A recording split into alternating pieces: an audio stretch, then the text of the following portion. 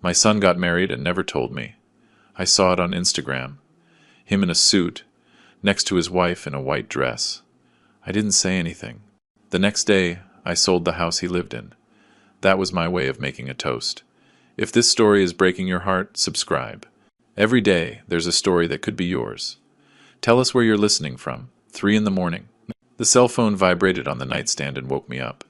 It wasn't a call. Just one of those notifications I don't really understand.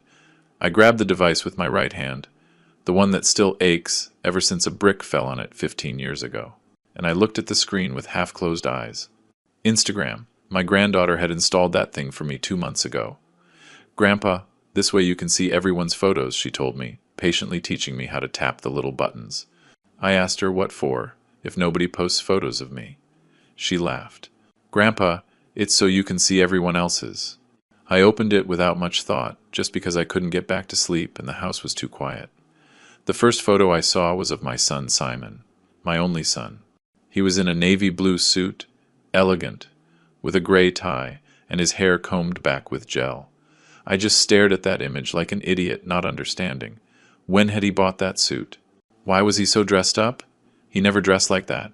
Well, he never dressed like that for me. I tapped the screen and more photos appeared. In the second one, he was hugging a woman dressed in white. A long dress, with lace on the shoulders, a bouquet of white roses in her hands. And Simon was looking at her as if she were the most beautiful thing he had ever seen. I blinked 3 times in a row. 4, 5, as if blinking would wake me up from this nightmare. My name is Thomas Duval. I'm 73 years old, and right at this moment I'm looking at my son's wedding photo without understanding how I got here. I swiped to the next photo. There were the in-laws. A guy in his 60s, expensive gray suit, a toothpaste ad smile. A woman in a pink dress, pearl necklace, expensive salon hairdo. Both of them hugging my son. Both smiling as if they had just won the lottery.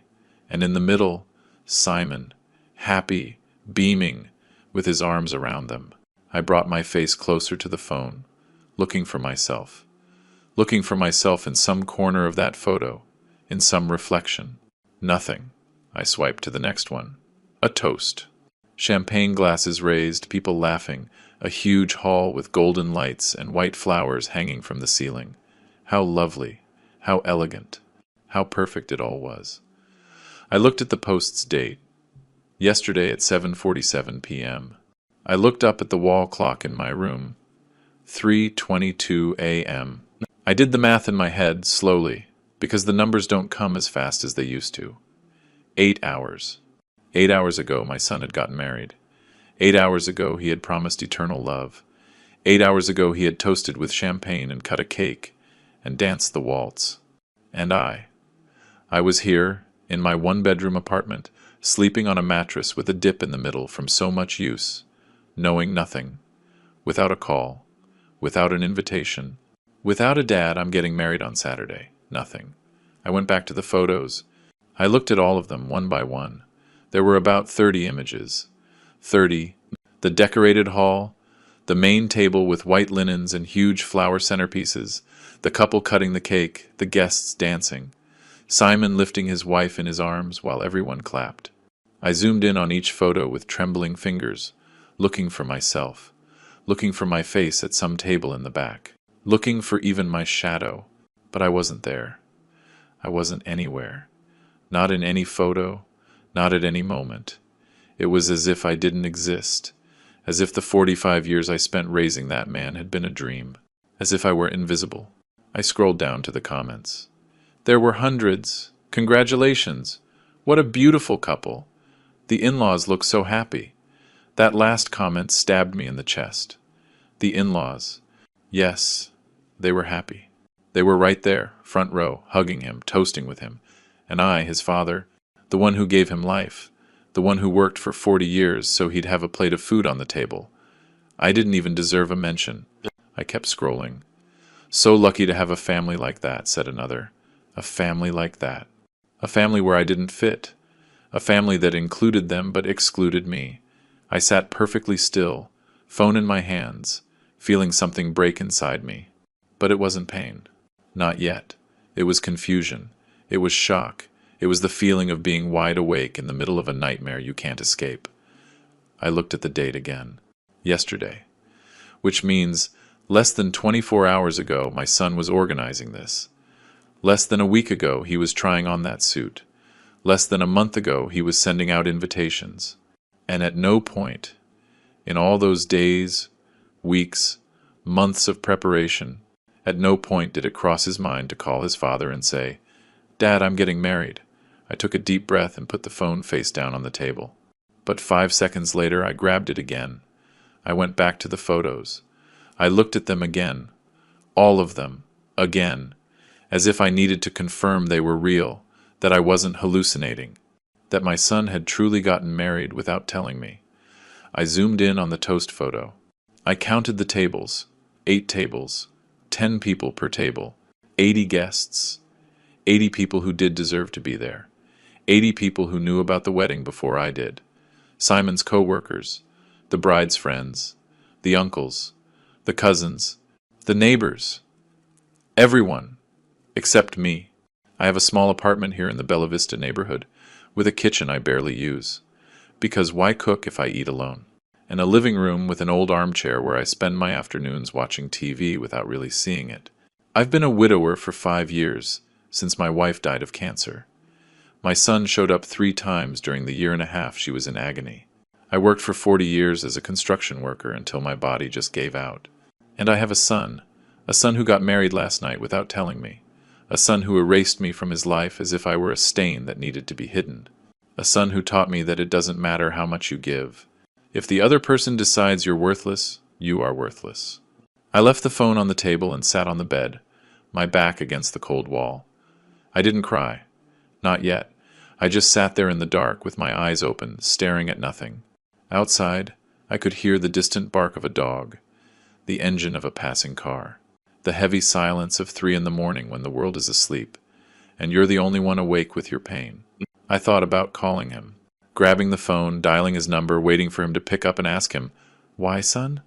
Why did you do this to me?" But I didn't, because deep down I already knew the answer, because he didn't want me there anymore. I didn't cry that night. My eyes burned, yes. My throat closed up, yes. But the tears didn't come. Maybe I didn't have any left. Maybe I used them all up crying alone in the hospital, while my wife was dying and my son wasn't answering his phone. Or maybe the pain was just too big to fit into tears. It was bigger than that. It was an emptiness, a huge hole in my chest where a son used to be. I didn't cry that night, but something inside me, something that had kept me standing all these years, that night, it died. And when the sun came up at 6 in the morning, I was no longer the same man. My wife Lucy died on a Tuesday in April, at 4:37 inches the afternoon. I was holding her hand when she stopped breathing. A hand that was once strong, that cooked, that sewed, that caressed my face when I came home tired from work. That hand slowly grew cold, and I kept holding it for another half hour, because I didn't want to let go. Because letting go of that hand meant accepting that Lucy was gone. The cancer took her in a year and a half of agony, chemotherapies that didn't work, pain that no morphine could dull. And I was there, every day, sleeping in a chair next to her hospital bed, because I wasn't going to let her die alone. Simon arrived that day at 5:30, an hour late. He walked in smelling like his office, his suit wrinkled, in a hurry. "Sorry, Dad, there was a lot of traffic. Lucy had been asking for him for 3 days straight. Where's Simon?" She'd ask me with her weak voice. Every time she opened her eyes, I would lie to her. "He's on his way, honey. He's coming." But he wasn't coming. I'd call him, and it would go to voicemail.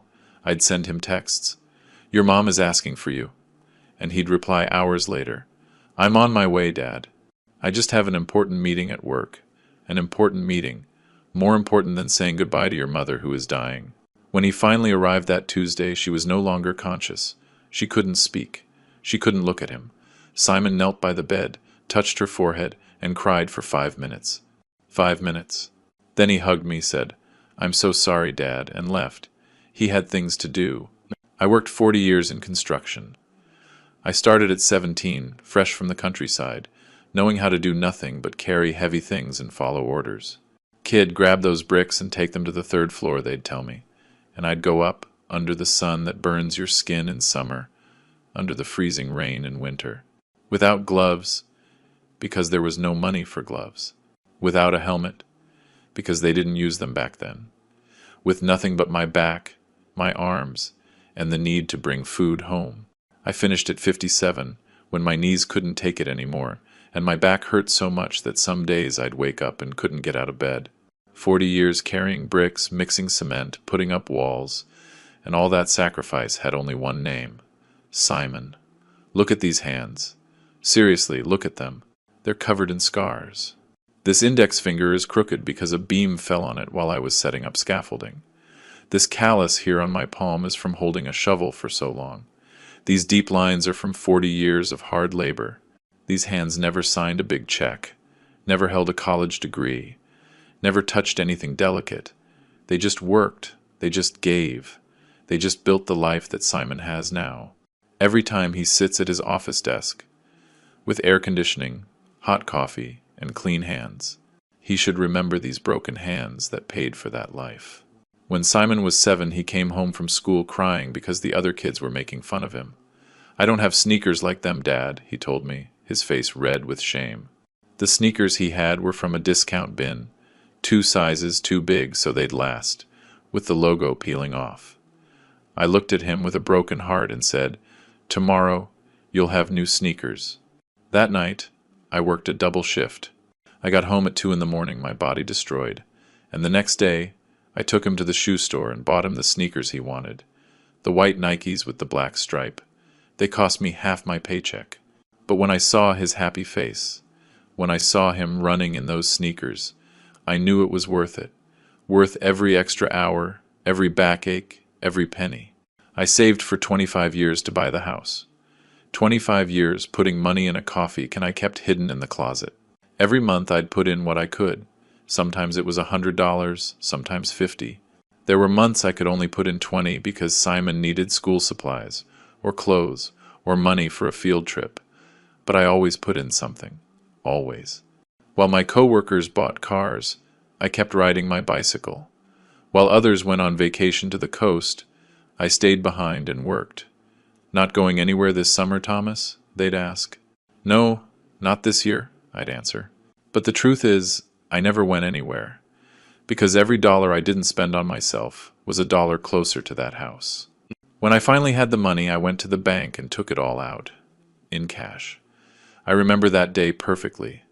The teller looked at me funny when I told him I wanted it all in bills. "That's a lot of cash, sir," he warned. "I don't care," I said. I stuffed it all into an old backpack and walked to the real estate office, hugging that backpack like it was a baby. The agent showed me the house in the Queen's Landing suburb. It was small, 1 bedroom, with a patio the size of a dinner table. The walls needed paint, the bathroom had a leak, the kitchen had broken tiles. But it was mine. "Well, it could be mine. Do you want it?" he asked. I looked at that house, and I saw Simon living there, safe, with his own roof. "Yes," I said, "I want it." And right there, I emptied the backpack onto his desk. The guy counted the bills for half an hour, and when he finished, he gave me the keys. Simon was 28 when I gave him the house. He had just graduated as an engineer. He'd gotten his first stable job and was paying expensive rent for an apartment downtown. I was living in a smaller, cheaper place, enough for just me. One day I called him and told him to come over. When he arrived, I already had the keys on the kitchen table. "Sit down," I told him. He sat, looking confused. I pushed the keys toward him. "What's this, Dad?" he asked. "Your house," I said. "I bought a house with my savings, and it's for you. So you never have to suffer like I did. So you never have to pay rent or live in fear of being evicted. This house is yours, son." He was quiet, just staring at the keys, and then he looked at me, and he cried. That hug was real. I swear on my life. I felt it. He hugged me tight, like he hadn't hugged me since he was a little boy. I felt his arms around me. I felt his shaky breath on my shoulder. I felt his tears wetting my shirt. "Thank you, old man," he said, his voice cracking. "Thank you. I don't know how to thank you for this. It's the biggest thing anyone has ever done for me." I put my hand on his head, like I used to when he had nightmares, and I told him, "You don't have to thank me for anything, son. Just be happy. And remember your old man every once in a while." He pulled away, looked me in the eyes, and told me something I'll never forget. "I'll never let you down, Dad. I promise. Never." I remember that promise every night when I go to bed alone. I hear it in his voice. "I'll never let you down, Dad." But he already has. I never legally transferred the house. I gave him the keys. I said, "It's yours." And he moved in with all his stuff. But the papers, the deed, the title of ownership, everything stayed in my name. It wasn't planned. I just never did it. The process was expensive, complicated. You had to go to a notary, pay taxes. And I thought, it's all for him anyway. When I die, it'll be his. Why waste money on papers? Besides, deep down, I liked knowing it was still mine. That I still had something.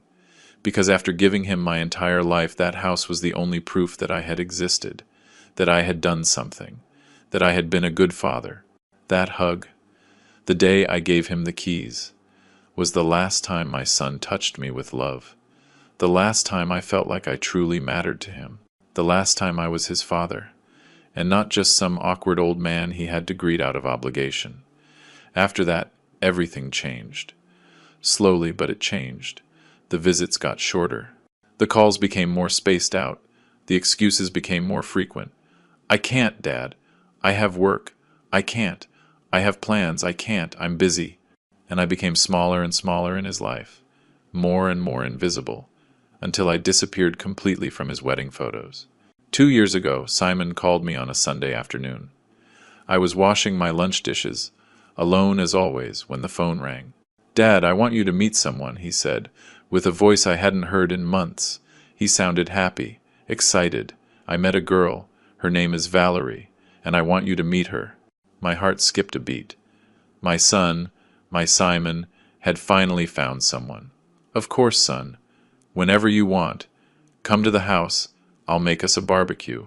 There was a short silence on the other end. Let's go to a cafe instead, Dad. It's quieter." I didn't understand why a cafe was quieter than my house, but I said yes.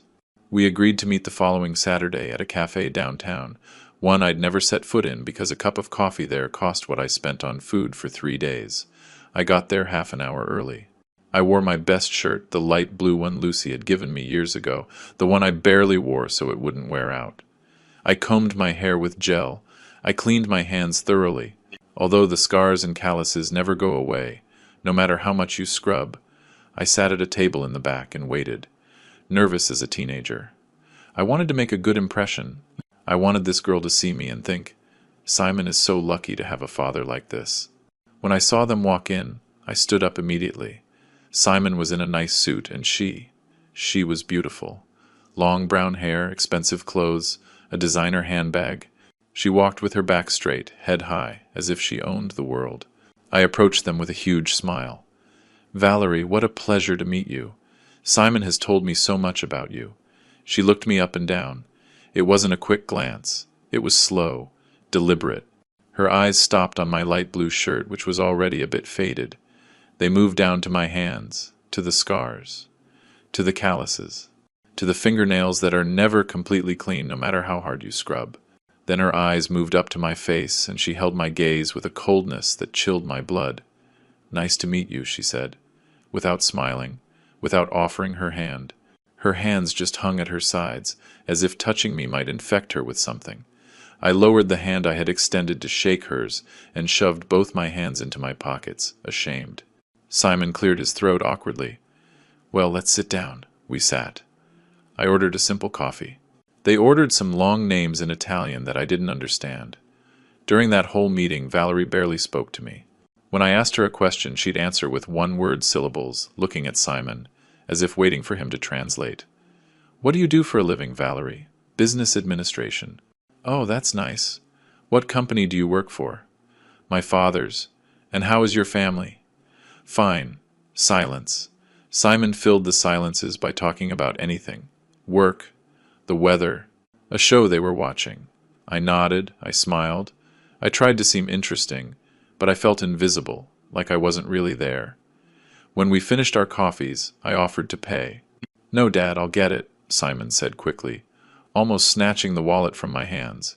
Valerie looked at him with approval, as if telling him, "Good boy." From that day on, something changed. Simon's visits became shorter, more spaced out. Before, he'd come on Sundays and stay all afternoon. We'd drink coffee, watch football, just talk. After meeting Valerie, he'd come for an hour, 2 at most, and he was always checking his watch. "Sorry, Dad, I have to go. Valerie's waiting for me." At first, I didn't say anything. I understood he was in love, that he wanted to spend time with her. But slowly, I started to realize it wasn't just that.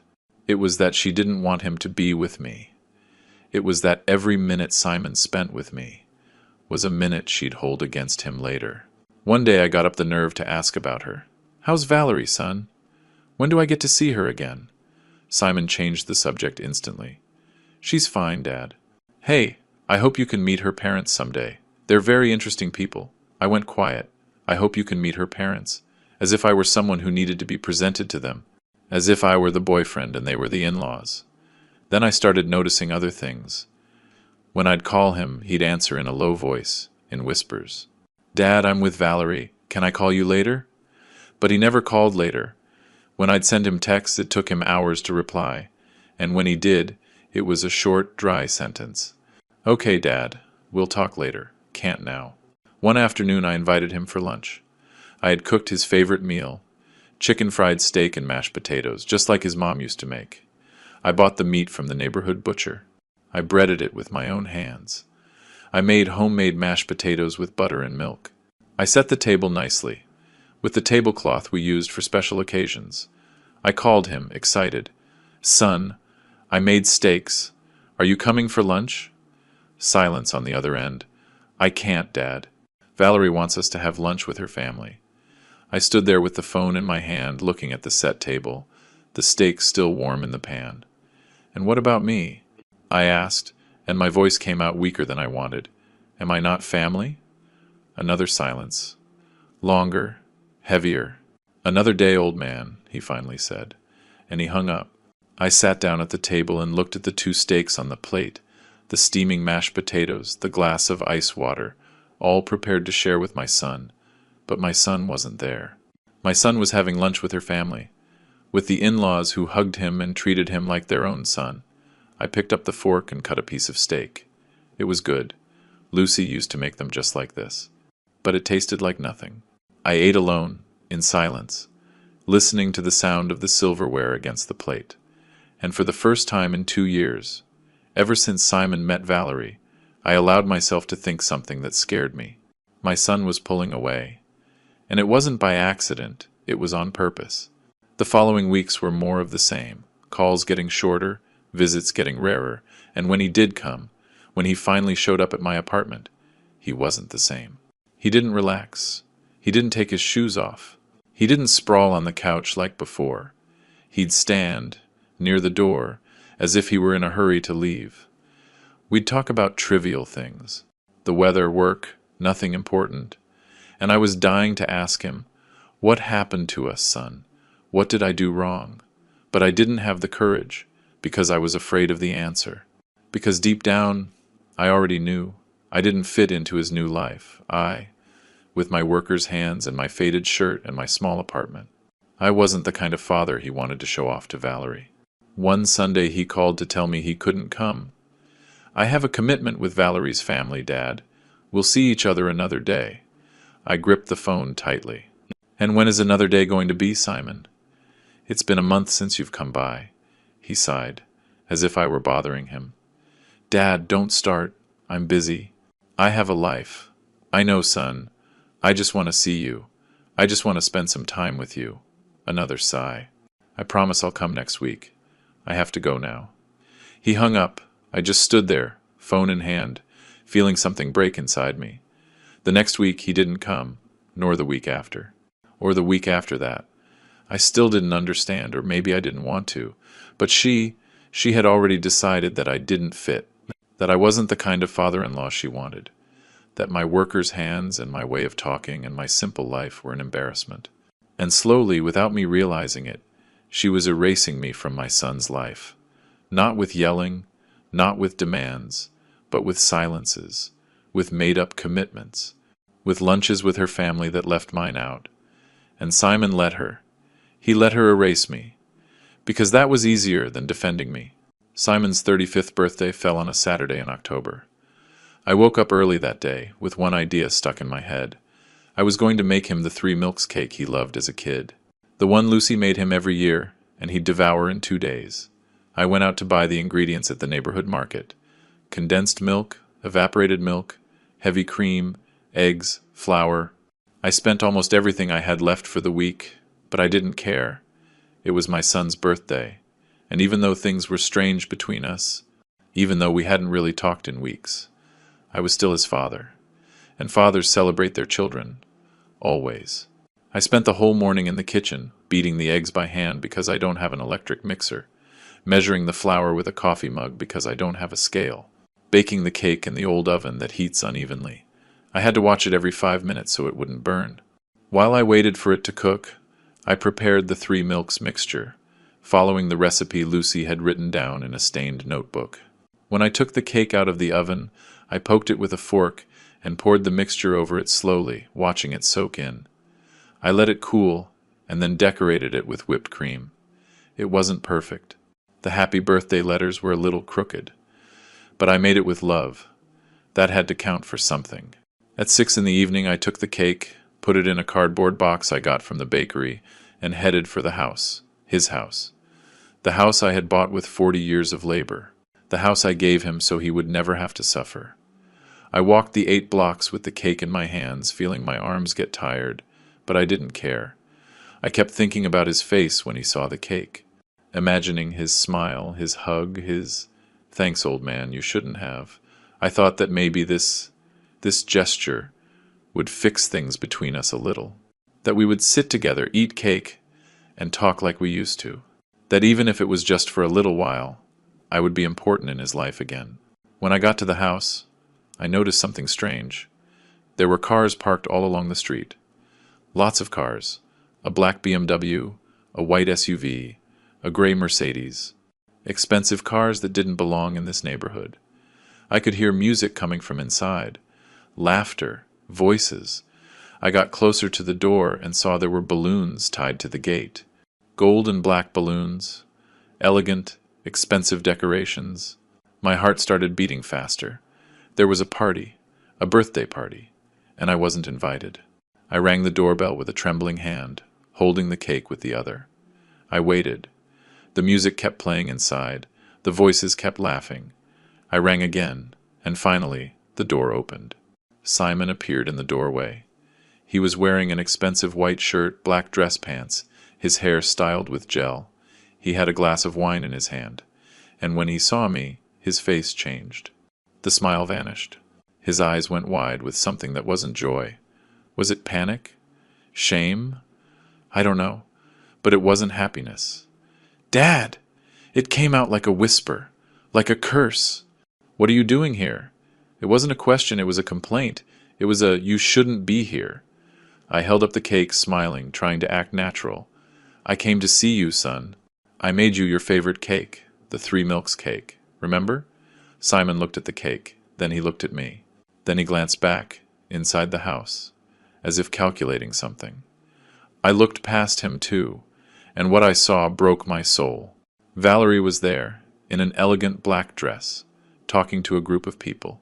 The in-laws were sitting on the couch I had helped him pick out when he moved in, drinking champagne.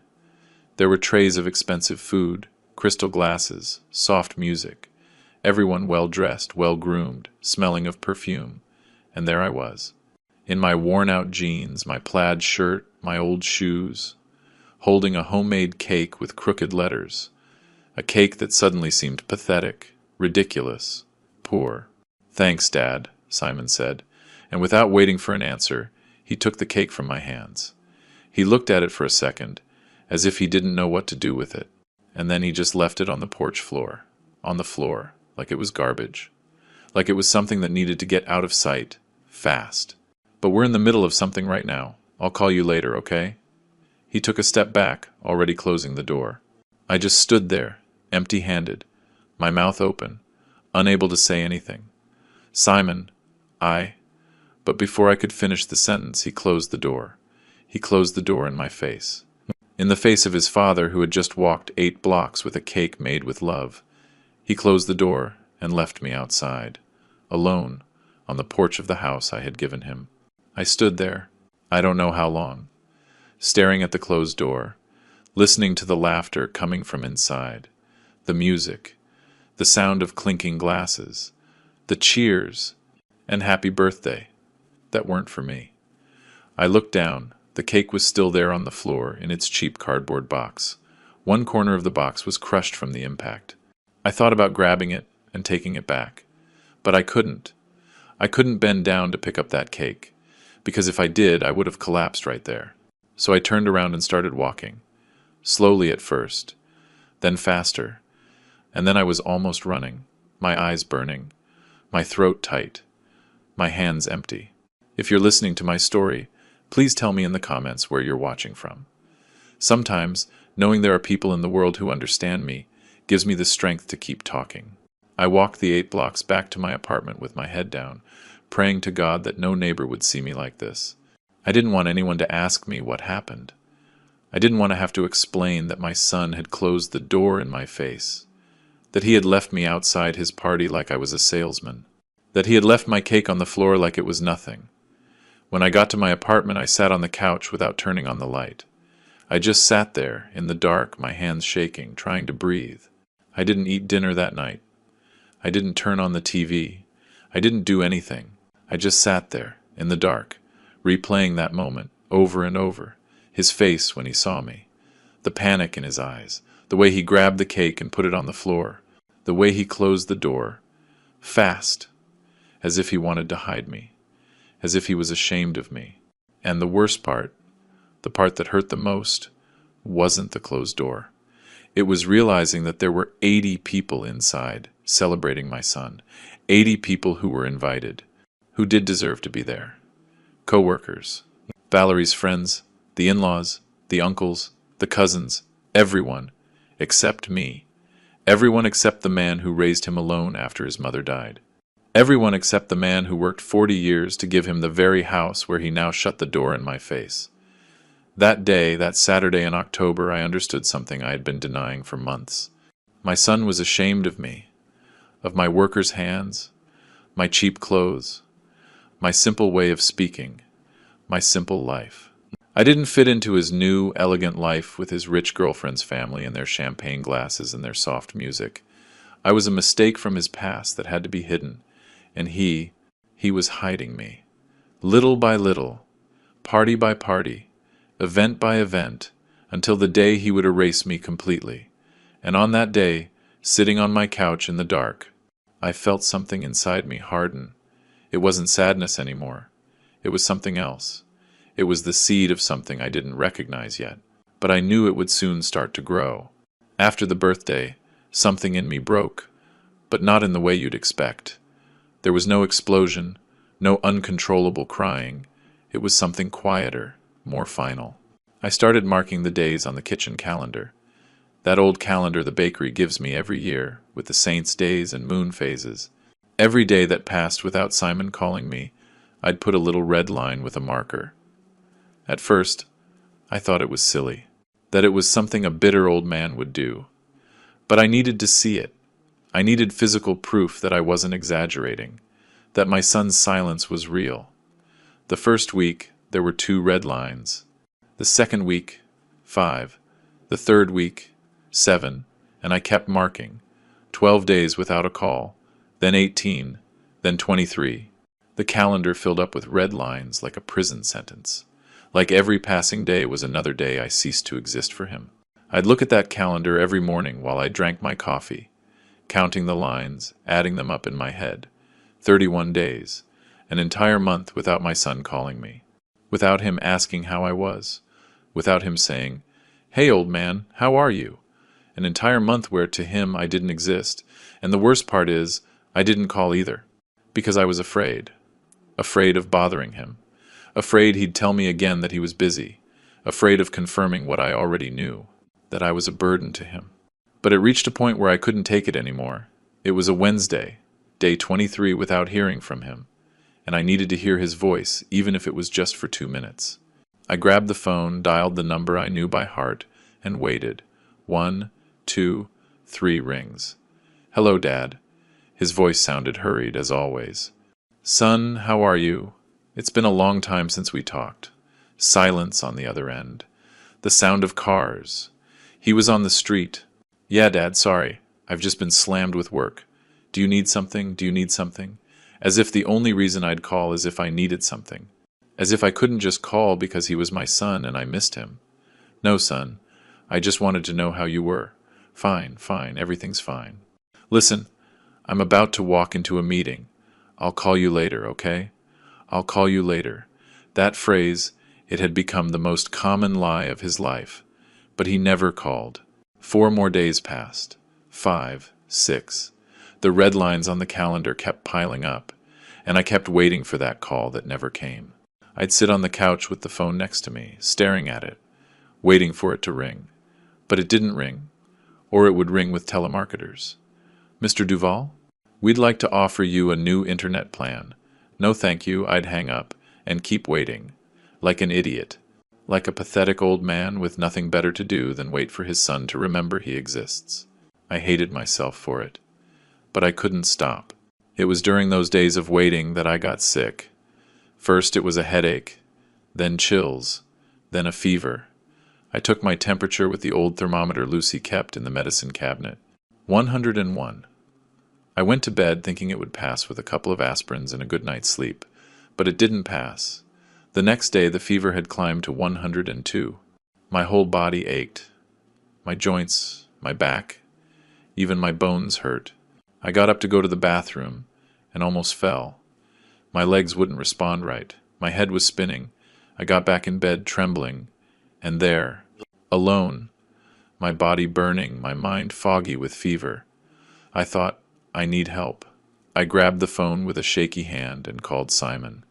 It was 11 in the morning on a Thursday. He was supposed to be at work, but I thought maybe if I told him I was sick, he would come see me. Maybe he'd bring me some food. Maybe he'd stay for a little while, just to keep me company. The phone rang 6 times before he answered. "Dad?" His voice sounded impatient. I could hear voices in the background. Laughter. "Son?" My voice came out hoarse. "Weak. I don't feel well. I have a high fever. I'm here alone and... Dad, I can't right now. I'm at a work lunch, but, son, I really feel awful. I don't know if Dad listened to me. Make yourself some tea. Get some rest. And if you still feel bad, go to the hospital. I can't go right now. I'll call you later, okay?" And he hung up. I stayed there with the phone in my hand, staring at the black screen, unable to believe it. "Make yourself some tea." That's what he told me, as if a cup of tea was going to cure me. As if I were a kid with a cold and not a 73-year-old man with a high fever living alone. I left the phone on the nightstand and lay back down. The fever kept rising. 103. 104. I started to get delirious. I saw shadows on the ceiling. I heard voices.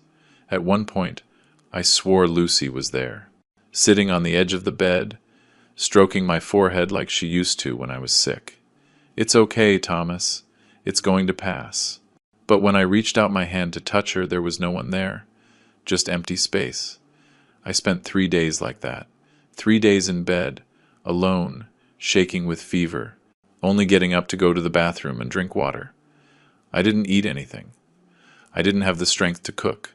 I could barely make it to the kitchen, fill a glass of water, and go back to bed. The fridge had an expired yogurt and half a loaf of stale bread. Nothing else. My neighbors didn't know I was sick. Nobody knocked on my door. Nobody asked about me. In those 3 days, I thought I was going to die there, alone, in that bed, and that nobody would find out until the smell alerted the neighbors, days later. And the saddest part is, deep down, a part of me wasn't afraid of that. A part of me was already so tired that dying alone didn't seem so terrible.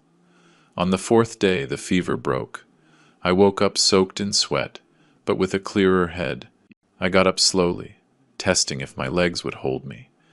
I went to the bathroom, looked at myself in the mirror. I was haggard, dark circles under my eyes. 10 years older than I was a week ago. I took a long shower, letting the hot water wash away the sweat and the fear. I put on clean clothes. I made myself some tea and a piece of toast. And then, when I felt strong enough, I grabbed the phone and called Simon. I needed to tell him I had been sick. I needed him to know I had a terrible time and he wasn't there. Maybe it wasn't to make him feel guilty. Maybe I just needed him to know. He answered on the third ring. Dad? Simon? I was calling you a few days ago. I was sick, very sick. 3 days with a high fever, alone. Couldn't eat, or... Oh, yeah? He cut me off, as if I were telling him it had rained. That's great that you're better, Dad. Listen, I'm in the middle of something important right now. Can I call you later? There was no concern in his voice. No guilt, nothing. It was the voice of someone answering the phone just to be polite, but who is already thinking about hanging up. Simon, I had a really bad time, I thought. Dad, I have to go. We'll talk later. And he hung up. He didn't wait for me to finish my sentence. He didn't ask what was wrong. He didn't offer to come by. He didn't say anything. He just hung up. And I sat there, on my couch, with the phone in my hand and the cold tea on the table. I was his father, the man who raised him alone after his mother died, the man who worked 40 years so he could have a better life, the man who gave him a house. But to him, at that moment, I wasn't that anymore. I was an obstacle, an annoying obligation, an old man who called too much and demanded attention he no longer wanted to give. And the worst part is, he didn't know how to get me out of his life without looking like the bad guy. So he just erased me, little by little, call by call, silence by silence, until I just stopped existing, until I was just a number in his contacts that rang every once in a while, and that he answered with annoyance. 2 months after I was sick, my neighbor from the 4th floor, Martha, came to visit. She's 60, a widow like me. Every now and then she brings me some stew, or we have coffee in my apartment. That day she came over with her phone in her hand and a smile. Mr. Thomas, do you use Instagram? I shook my head. I have the app because my granddaughter put it on there, but I don't know how to use it. Martha sat down next to me. Let me teach you, it's easy. You can see photos of your family, your friends. It's nice. She grabbed my phone and started explaining how to search for people, how to see photos, how to like them. I nodded, trying to understand, but deep down I didn't see the point. Until Martha said, "Look up your son, that way you can see what he's up to." When Martha left, I stayed there with the phone in my hand. Look up your son. The idea made me curious. It had been almost 2 months since I'd seen him.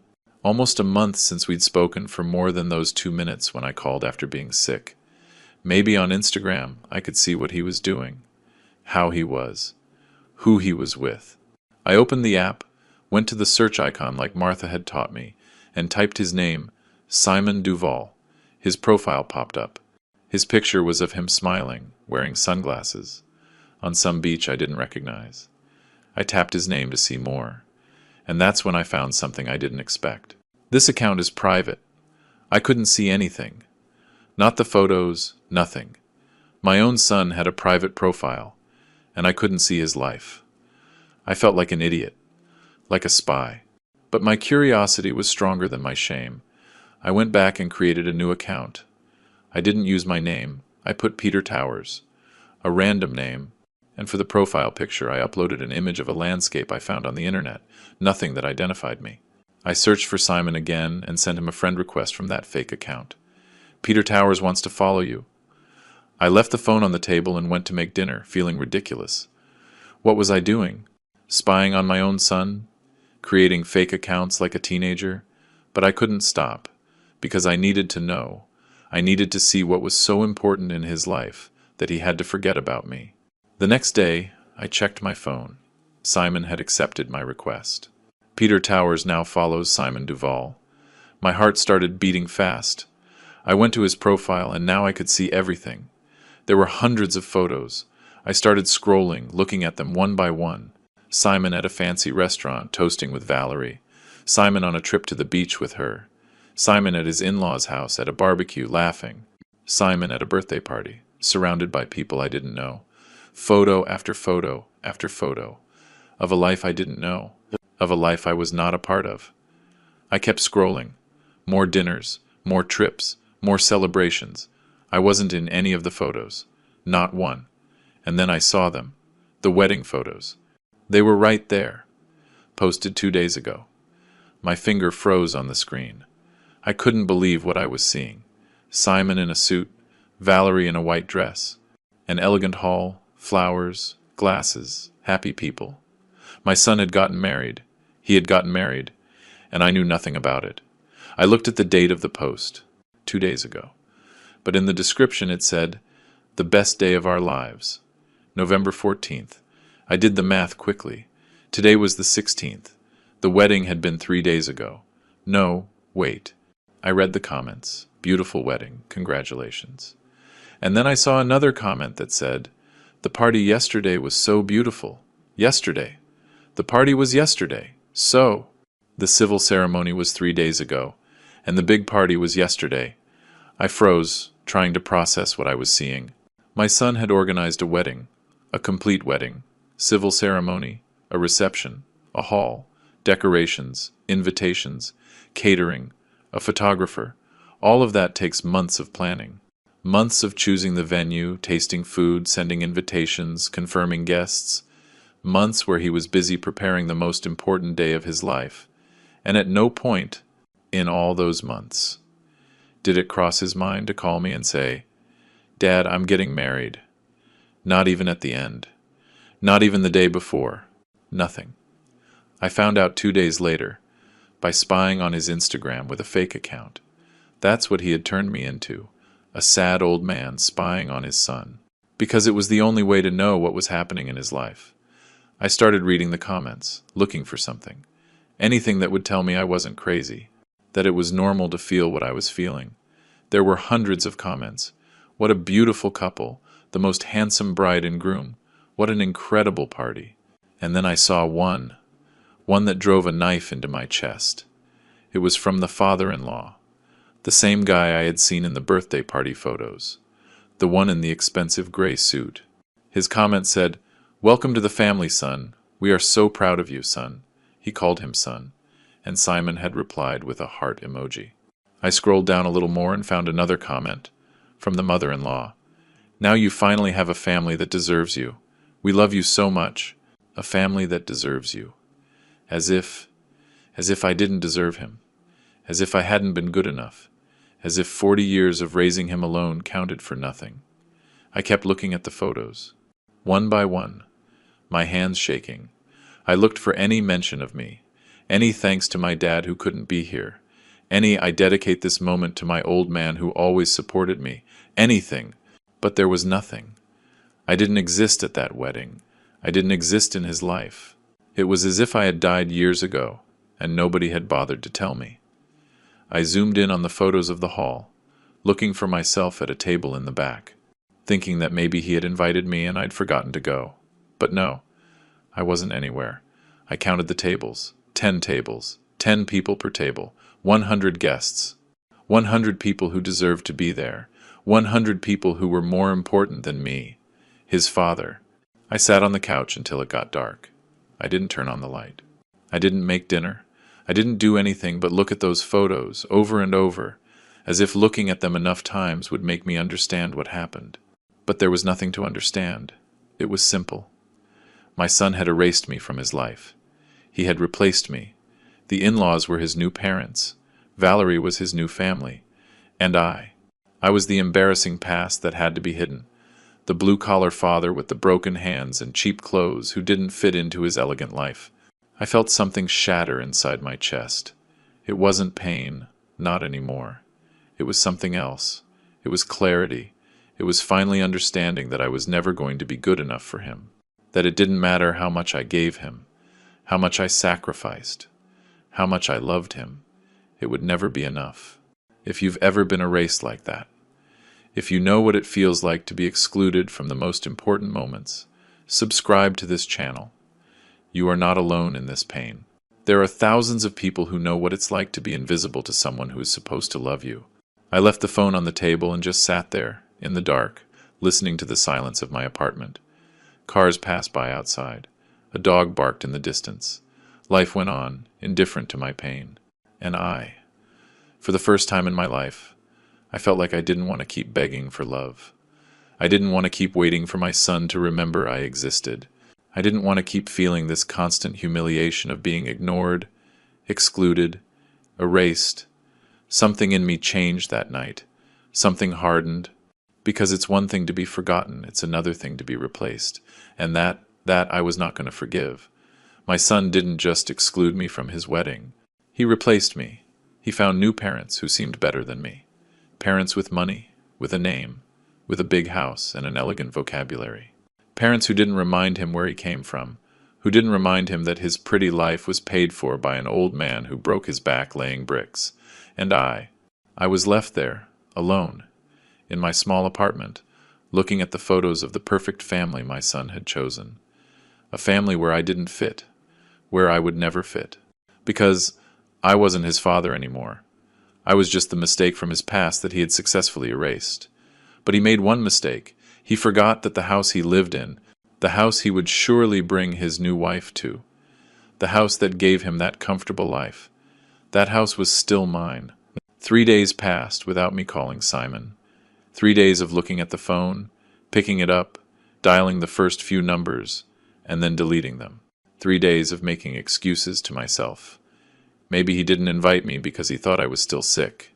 Maybe he wanted something small and they'll do a family celebration later. Maybe it was a misunderstanding. I was looking for explanations where there were none. Because the truth hurts. And I still wasn't ready to accept that my son had erased me on purpose. That it wasn't an oversight. That it wasn't a mistake. That it was a conscious decision to exclude me from the most important day of his life. But deep down I already knew. I just needed to hear him say it. On the 4th day, I woke up at 5 in the morning with my heart racing. I had dreamed of Lucy. She was sitting on the edge of my bed, young, like when we got married. And she was looking at me sadly. "Ask him," she was saying. "You need to ask him." I woke up with that voice in my head. I needed to ask him. I needed to hear it from his mouth. Even if it hurt, even if it destroyed me.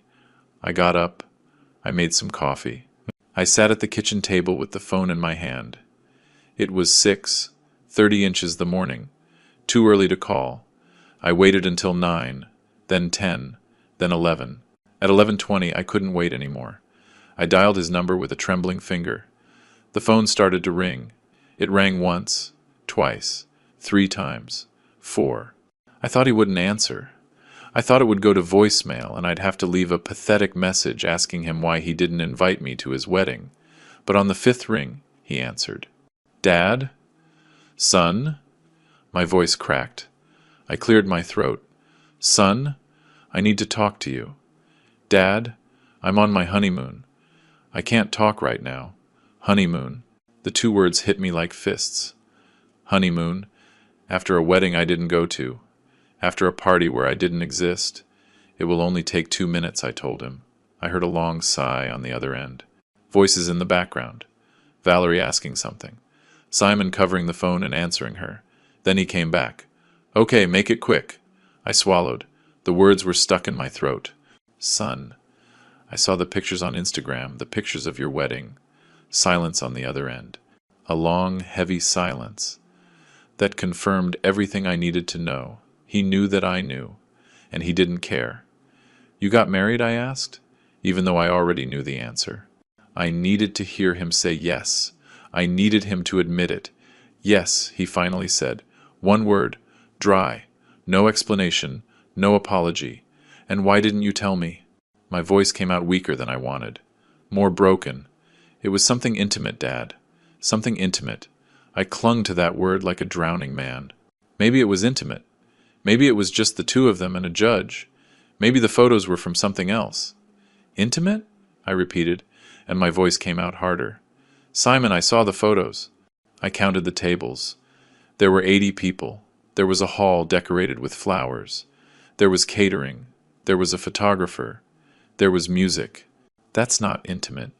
That is a big party that you decided not to invite me to. Silence again. I could hear him breathing on the other end. I could imagine him there, in some beach hotel with Valerie beside him. annoyed that his father was ruining his honeymoon with complaints. "Dad, don't start," he finally said. His voice had that tone, that fed-up tone you use when someone is bothering you about something you don't want to talk about. "I have to go." "No," I said, and I surprised myself with how firm it sounded. "I'm not letting you go until you explain why." "Why what, Dad?" His voice rose a little. He was getting angry, as if I were the one doing something wrong. "Why didn't you invite me to your wedding? I'm your father, Simon. I raised you alone after your mom died. I worked 40 years to give you everything. I gave you a house. And you get married. And you don't even tell me. Why?" The silence that followed was the longest of all.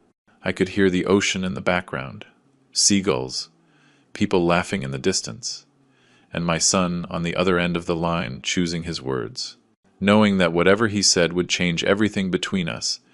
"Because I knew you'd do this," he finally said. His voice sounded tired, resigned. "Complain, make me feel guilty, ruin everything with your drama." I froze. "My drama?" The words barely came out. "Simon, you excluded me from the most important day of your life. And I'm the one with the drama? Dad, I wanted it to be a perfect day. No complications. And you're always a complication. A complication." That word went through me like a bullet. I was a complication. I, who gave him life. I, who sacrificed everything for him.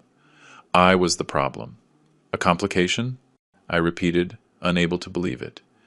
"Yes," he said, and now his voice sounded annoyed, as if I were forcing him to say things he didn't want to say. "Valerie and her family are. They're on another level. You understand? And I didn't want you to feel uncomfortable. I didn't want them to see you, and—" He didn't finish the sentence. He didn't have to. I understood perfectly. He didn't want them to see me. He didn't want his elegant in-laws to meet his blue-collar father with the broken hands and cheap clothes. He didn't want me to ruin his image. He didn't want me to remind everyone where he came from. "So you hid me," I said. It wasn't a question, it was a confirmation. "It's not like that, Dad." "Yes, it is, Simon. You hid me as if I were something to be ashamed of." "Dad, stop." He raised his voice for the first time. "It's done. It's over. I can't change the past. If you want to be angry, be angry. But I'm not going to keep talking about this. I have to go. Simon, wait." But he had already hung up. I heard the dial tone, and I just stood there, with the phone pressed to my ear, listening to that sound, unable to move. I sat at the kitchen table for hours. The coffee went cold. The sun moved across the window. The shadows changed places. And I just sat there, with the phone in my hand, replaying the conversation in my head over and over. "You're always a complication. I didn't want them to see you. I'm not going to keep talking about this." Every sentence was a new blow. Every word was a confirmation of what I already knew but didn't want to accept. My son was ashamed of me. It wasn't an oversight. It wasn't a mistake. It was a conscious, planned decision, executed with coldness. He excluded me on purpose, because I didn't fit into his new life, because I was the poor past that had to be hidden. That night, I didn't sleep. I lay in bed, staring at the ceiling, my eyes open in the darkness. The conversation repeated in my head like a broken record. And suddenly, like a lightning bolt, I understood something that chilled my blood. All that distance over the last 2 years. All those excuses. All those short visits and canceled calls. It wasn't because he was busy. It was because he was preparing the ground to erase me. First he pushed me away, little by little, so that when he finally excluded me from his wedding, I'd already be so far out of his life that it would barely be noticeable. It was a plan, a long, calculated plan, to get rid of me without having to give explanations. That's when I understood. It wasn't that he forgot me. It was that he hid me, on purpose, with premeditation, out of shame that I existed. And that hurt more than anything else. Because it's one thing to be forgotten in a moment of madness or stress. It's another thing to be hidden because you're considered an embarrassment, because they think you're a stain on their perfect life. That night, lying in my bed, staring into the darkness, I felt something break forever between us. Something that could never be repaired. Because love can survive many things, but it cannot survive shame. When your child is ashamed of you, that's the end of everything. I didn't call him again. I didn't send him messages. I didn't complain anymore. The silence that followed that conversation was different from all the silences before. Before, when he didn't call, I suffered. I waited. I'd look at the phone, praying for it to ring. But now, the silence was mine. It was my decision. And there was something liberating in that. Something that gave me back a little bit of dignity. The days passed. 1 week. 2 weeks. Simon didn't call either. He didn't ask how I was. He didn't try to fix things. And I started to plan. I started to think. I started to remember something I had forgotten. The house was still mine. I woke up one Tuesday at 6 inches the morning with a mental clarity I hadn't had in months. I got up, made myself a strong coffee, and went straight to the bedroom closet. In the back, hidden behind some old boxes, was the small safe that Lucy and I bought years ago to keep important documents. I pulled it out carefully, put it on the bed, and entered the combination I knew by heart. 2, 7, 0, 3. Simon's birthday. The safe opened with a metallic click. Inside were our birth certificates, our marriage license, Lucy's death certificate. And there, at the bottom, folded carefully, was the deed to the house in the Queen's Landing suburb. I took it out with shaking hands. I unfolded the yellowish paper, worn from the years, but perfectly legible. There it was, title deed, and below, in clear letters, owner, Thomas Duval, my name, my ID number, my signature, the date of purchase, the 12th of March 2015, almost 10 years ago. I ran my fingers over the letters, feeling the texture of the paper, remembering the day I signed this, the day I became the owner of something for the first time in my life. I searched every page for any mention of a transfer to Simon, any signature of his, any attached document. Nothing. There was nothing, because I never did the legal transfer. I gave him the keys. I said, "It's yours." But legally, officially, the house was still mine. It had always been mine. I sat on the edge of the bed with the deed in my hands and just stared at it for an hour, maybe more. The sun came in through the window and moved across the floor. The sound of cars outside, a dog barking. Life went on while I held that paper and made the most important decision of my life. I remembered every brick I paid for with my sweat, every extra hour I worked, every time my back ached and I kept going anyway because I needed the money, every penny I saved for 25 years. That house wasn't just a gift. It was my entire life converted into walls, and I gave it to him, thinking I was giving him security, love, a future. But I was wrong. I gave him everything, and he learned that everything I gave had no value. I got up from the bed, put the deed in an envelope, and got dressed. I put on my best pants, a clean shirt, shined my shoes. I combed my hair carefully. I looked at myself in the mirror. The man looking back at me was not the same one who had been crying in silence for months. He was no longer the desperate father begging for attention. He was something else. He was someone who had understood something fundamental. You don't beg for dignity. Either they give it to you, or you take it back yourself. And if my son had decided I didn't even deserve a place at his wedding, then he didn't deserve the greatest gift I had ever given him. The house was going to stop being his. Not because I was vengeful, but because I finally understood that giving everything without being valued isn't love. It's self-destruction. At 9 in the morning, I grabbed the phone and looked in my contacts for the number of Mr. Ernest Miller, a neighborhood lawyer who had helped me with the paperwork when Lucy died. I dialed. He answered on the third ring. "Mr. Thomas, what a surprise. How are you?" His voice was warm, kind. "Mr. Miller, I need to sell a property. Today." There was a silence on the other end. "Today? Mr. Thomas, those things take time. We have to do appraisals, publish the listing, wait for offers." "No," I interrupted him. My voice sounded firmer than I expected. "It has to be today, or tomorrow at the latest. It's urgent." Another silence. "Are you all right, Mr. Thomas? Did something happen?" "Yes," I said. "Something happened, but I'm going to be fine." I just need you to help me sell that house as quickly as possible." Mr. Miller asked me to come to his office at 11. I arrived on time, with the envelope holding the deed under my arm. He showed me into his office, offered me a coffee, which I accepted even though my hands were shaking. He sat behind his desk and looked at me with those lawyer eyes that have seen it all.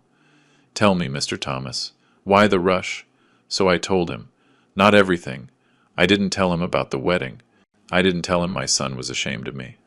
I just told him I had decided to sell the house that was in my name, that my son lived there, but that legally it was mine, and I needed to do it fast. He nodded, without judgment, and said, "I'll make some calls. I have a client who is looking for a house in that neighborhood for his daughter. Maybe he'll be interested." At 3 in the afternoon, Mr. Miller called me. "Mr. Thomas, I have a buyer. He wants to see the house tomorrow, first thing in the morning. If he likes it, he's willing to pay cash and close in 48 hours. My heart sped up. Cash? Yes. He's a businessman who wants the house for his daughter, who's getting married next month. He's in a hurry. He's offering a fair price. It's not an offer to refuse. I gave him the address. I told him he could go see it tomorrow at 8 in the morning. I hung up. I sat on my couch, phone in hand, feeling everything start to move. There was no turning back now. I had made the decision, and something inside me, something that had been broken for months, started to feel whole again. I barely slept that night, not from anxiety, not from doubt, but from a strange mixture of nerves and peace.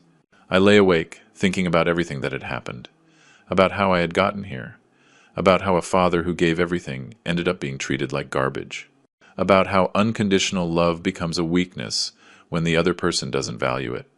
And I understood something it took me 73 years to learn. Giving everything doesn't make you a good father. It makes you invisible, because people only value what costs them, and I never charged my son for anything. Not a thank you. Not an I love you. Not even respect. I gave him everything for free, and he learned that I was worthless. Well, it was time for him to learn another lesson. At 8 in the morning the next day, Mr. Miller called. "Mr. Thomas, the buyer saw the house. He loved it. He wants to close today. Are you sure about this?" I was quiet for a second. I thought about Simon, sleeping in that house with his new wife. I thought about him waking up, not knowing that in a few hours that house would no longer be his. I thought about how he was going to feel when I told him, and I didn't feel guilt. I didn't feel pity. I felt justice. "I'm sure," I said. "Tell him yes. We close today. Perfect. Come to my office at 2. Bring your ID and the deed. By 4 o'clock you'll be the owner of a good sum of money, and your son will have to find somewhere else to live." I hung up. I looked at the clock. 6 hours to go. I sat on my couch to wait. I didn't call Simon. I didn't warn him. I didn't give him the chance to beg, to explain, to promise he would change. Because I didn't want his empty promises anymore. I didn't want his last-minute apologies. I wasn't taking anything from him that was actually his. I was just going to teach him what it feels like to lose what you never valued, what it feels like to have someone take away what you took for granted, what it feels like to be in my shoes, and maybe, just maybe, when he was left without a roof over his head, when he had to explain to his wife and his in-laws why they had to move out immediately, when he had to look for a new place and pay rent and feel that insecurity. Maybe then he would understand what I did for him when I gave him that house. Or maybe not, but I didn't care anymore, because this wasn't about him anymore. It was about me, about getting back something that had been taken from me, my dignity.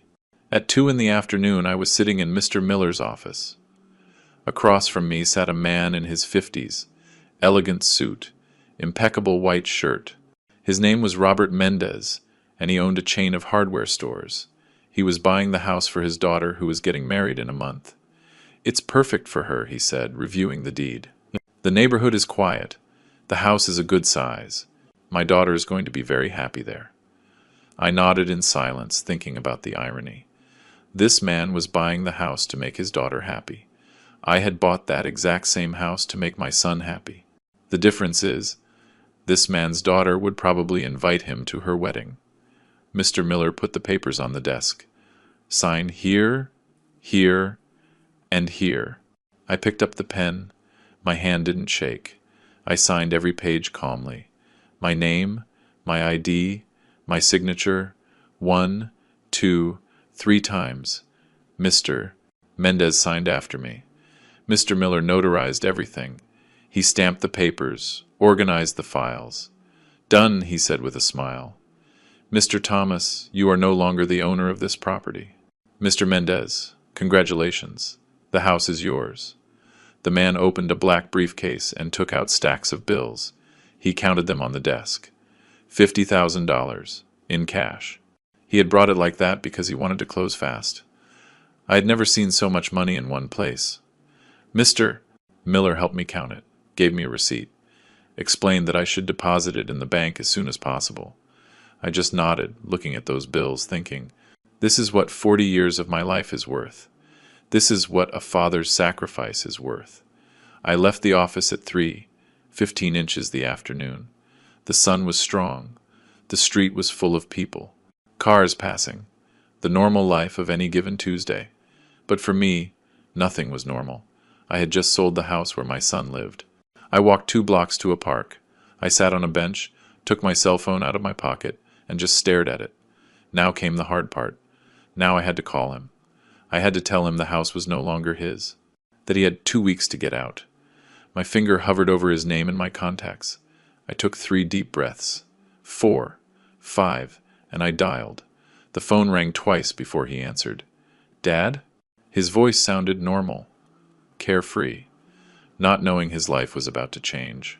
Son, I said, and my voice came out calmer than I expected. I need you to vacate the house in 15 days. Silence on the other end. A confused silence. What? What are you talking about?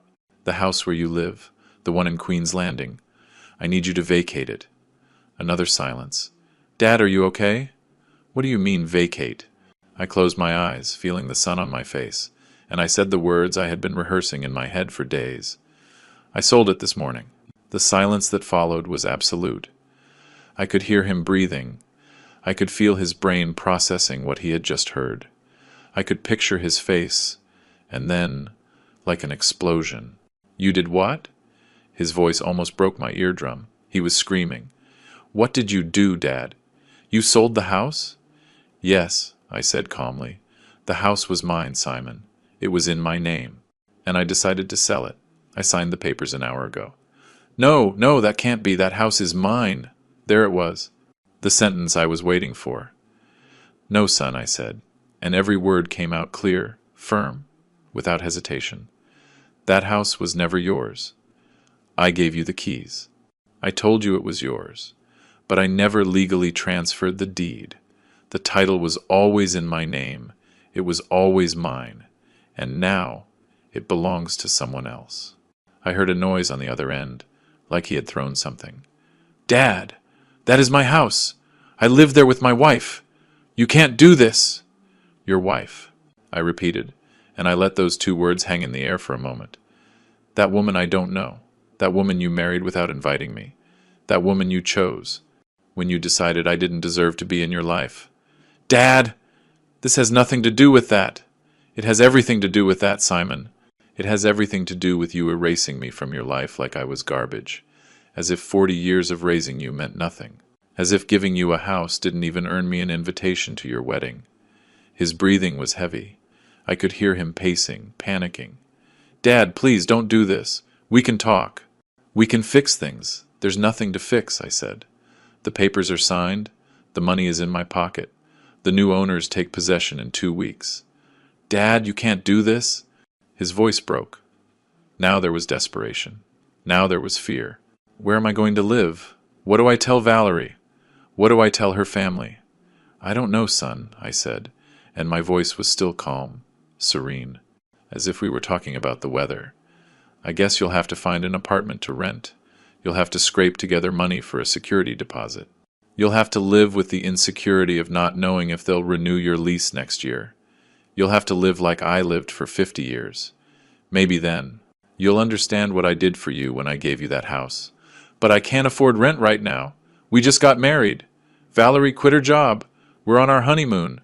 Then cut the honeymoon short and come back to find a place to live. You have 2 weeks. Have a good trip, son. And I hung up. I turned off my phone. Completely. I didn't put it on silent. I turned it off. I sat there on that park bench, with the sun setting on my face, feeling something strange in my chest. It wasn't joy. It wasn't sadness. It was relief. It was the feeling of having done something I should have done a long time ago. Taking back my dignity. Stopping my begging for love. Stopping my acceptance of crumbs. I sat there for half an hour, 40 minutes, watching people pass by. Kids playing in the park. Pigeons pecking at the ground. Normal life just continued, while my life changed forever. Then I got up, walked to the nearest bank, and deposited the money. All of it. Every last bill. It was mine. Legally. Morally. I had earned it with my sweat, and now it was in my account. When I left the bank, I turned on my phone. Immediately, it started vibrating. 1 missed call. 2, 5, 10, 20, 47 missed calls. All from Simon. And messages. Dozens of messages. I opened them and read them, one by one, without answering any. Dad, please, pick up. Dad, I need to talk to you. Dad, you can't do this. I'm begging you. Call me. Dad, please, you have to understand. I didn't mean to hurt you. Dad, answer me. I'm begging you. I'm desperate. I don't know what to do. Valerie is crying. Her family wants to talk to you. Dad, please. I read them all, and I felt nothing. Well, I did feel something. I felt satisfaction. Because now he was looking for me. Now it was urgent. Now I was important. But not because he loved me, because he needed something from me. I put the phone in my pocket without replying. I kept walking to my apartment. I climbed the stairs slowly, my knees aching, as always, but I felt lighter. I entered my home, closed the door, and stood in the middle of the living room, my small apartment, my old armchair, my kitchen I barely use, my simple life, my humble life. But it was my life, and for the first time in years, I felt like it was enough, that I was enough. I didn't need my son to validate me. I didn't need him to invite me to elegant events. I didn't need to be part of his perfect life.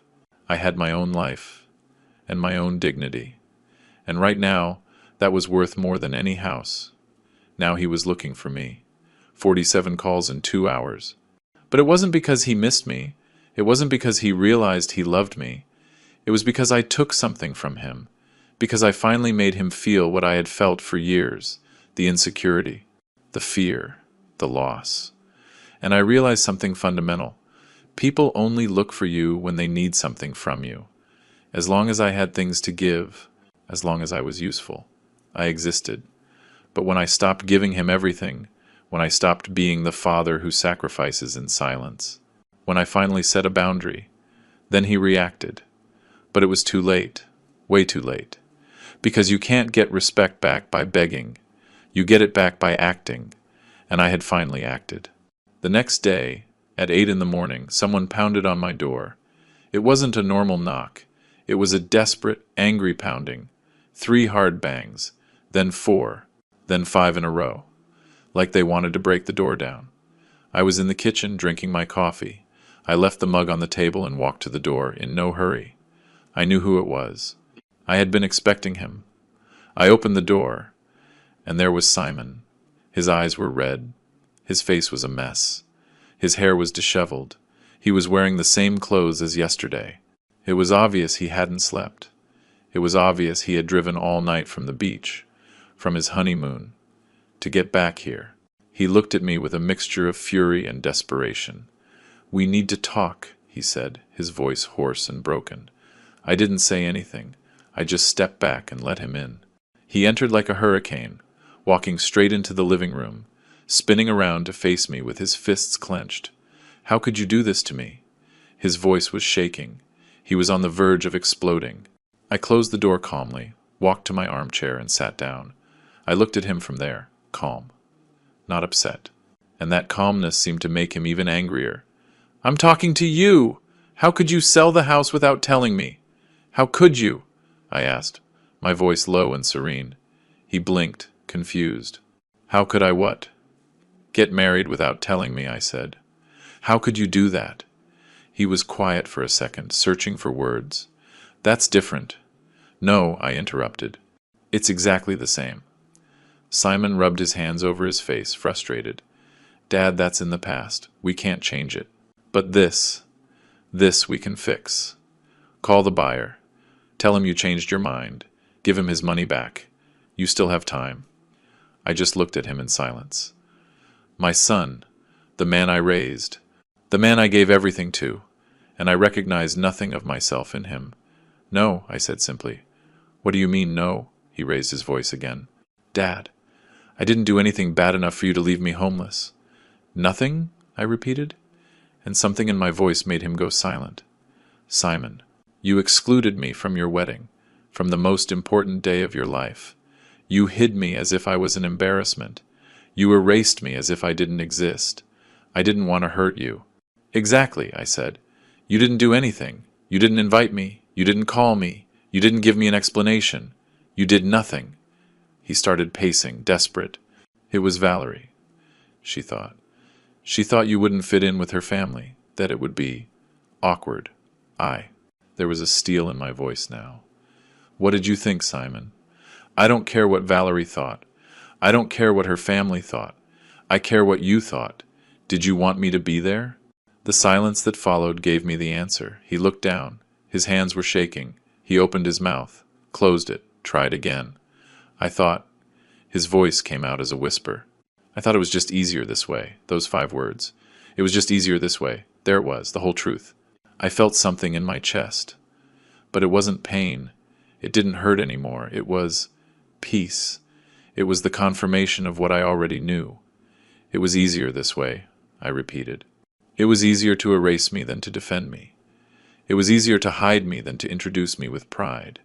It was easier to push me aside than to stand up to your wife and tell her that your father, the one who raised you, the one who gave you a house, was going to be at your wedding because he damn well deserved to be." Simon looked up. His eyes were full of tears. "Dad, You found out I sold the house faster than I found out about your wedding," I interrupted. "Ironic, isn't it? I found out 2 days later on Instagram, spying on you with a fake account. You found out in minutes with a direct call. See the difference?" He just stood there, tears streaming down his face, not knowing what to say. And I kept talking, with a calmness that surprised even me. "I bought that house for you, with 40 years of breaking my back laying bricks, with 25 years of saving every last penny, with all the vacations I never took, with all the little things I never bought for myself. I bought it thinking about your future, thinking about your security, thinking that you would never suffer like I suffered." My voice cracked, just barely, but I continued. "But you decided I didn't deserve to be in your life, that I was an embarrassment, that I didn't fit into your elegant world with your rich wife's family. So, I decided you didn't deserve that house, because that house was a gift of love, and you proved to me that you don't love me."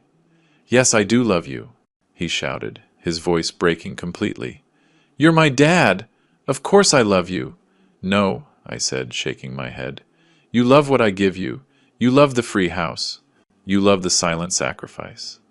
You love having a father who never asks for anything but me as a person, with my worker's hands and my cheap clothes and my simple life. You don't love me. You're ashamed of me. That's not true." "Then explain why I wasn't at your wedding," I said, my voice hard. "Explain why you never introduced me to Valerie properly. Explain why, when I was sick with a high fever, you told me to make some tea and didn't come to see me. Explain all of that."